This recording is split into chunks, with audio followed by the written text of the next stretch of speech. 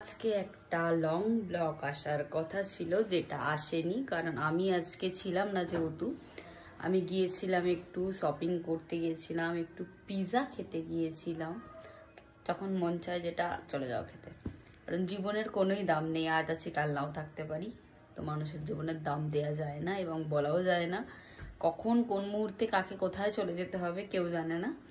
ঠিক আছে চলো। তো সেই জন্য আমার আর ব্লগটা এডিট করা হয়নি বলে আমি দিতে পারিনি ব্লগটা আজকে।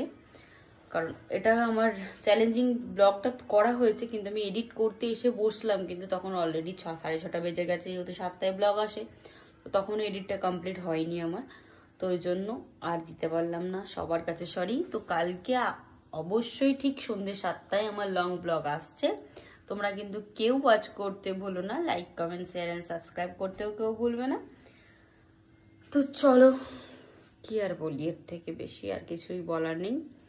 এবার নিচে যাব, গিয়ে একটু মাথায় তেল মাখবো, মেখে ঘুমাবো। আজকে লাইভ করব না, কারণ লাইভ করতে প্রথমত ভালো লাগছে না, সেকেন্ড কথা আমার ফোনে চার্জ নেই। আমার ফোনে তোমার ওই 11-12% মতো চার্জ আছে, তো তাতে হবে না। লাইভ করতে গেলে করতে করতে ফোন অফ হয়ে যাবে।